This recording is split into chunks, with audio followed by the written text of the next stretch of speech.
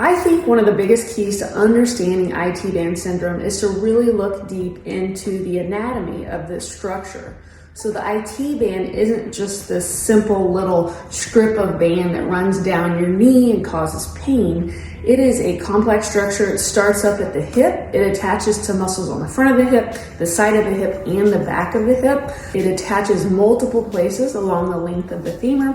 And then it has connections all the way down into the knee. It attaches to the patella tendon, the fibula bone here, and the tibia. So it has extensive attachments all throughout the leg.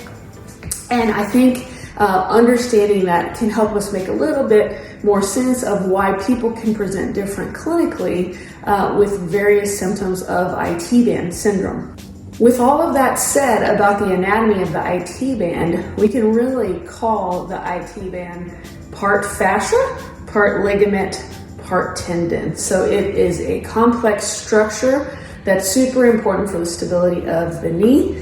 And when you overload various parts of that structure, you can get pain, which presents as IT band syndrome.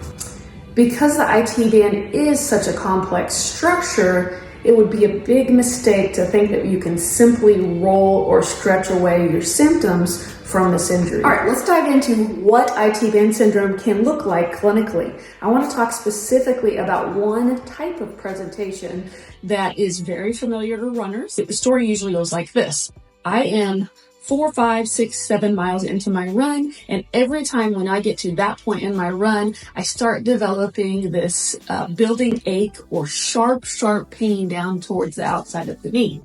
Usually this pain is not something that runners can typically run through. It usually stops them dead in their tracks and they have to stop their run. The pain is so severe.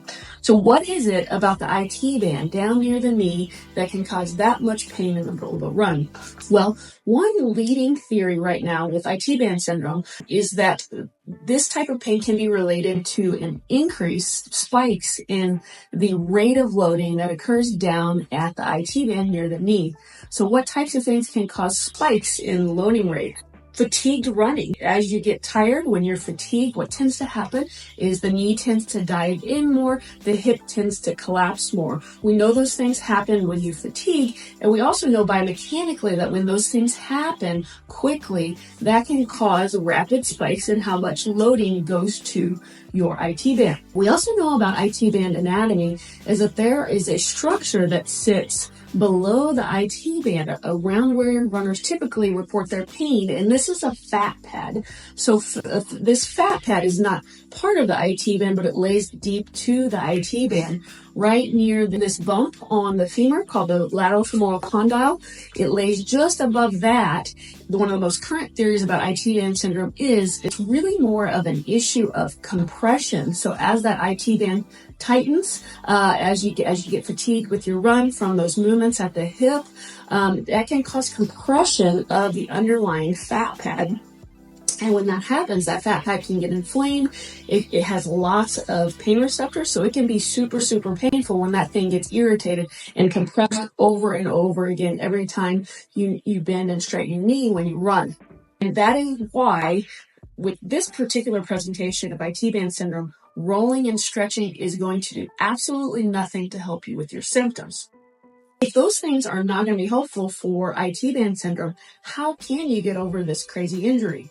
It all goes back to that research that shows that rapid rates in loading, spikes in loading rate from these types of movements at the hip as you fatigue when you run, those are the things that are causing all that extra loading to the IT band and that underlying fat pad. So the key for this specific type of IT band syndrome is really going to lie in improving your hip strength and control. And usually there's an element of foot control as well that needs worked on. If you think that what I'm talking about describes what you're experiencing when you go out on a run, try some of my favorite exercises I use to help runners with these very things.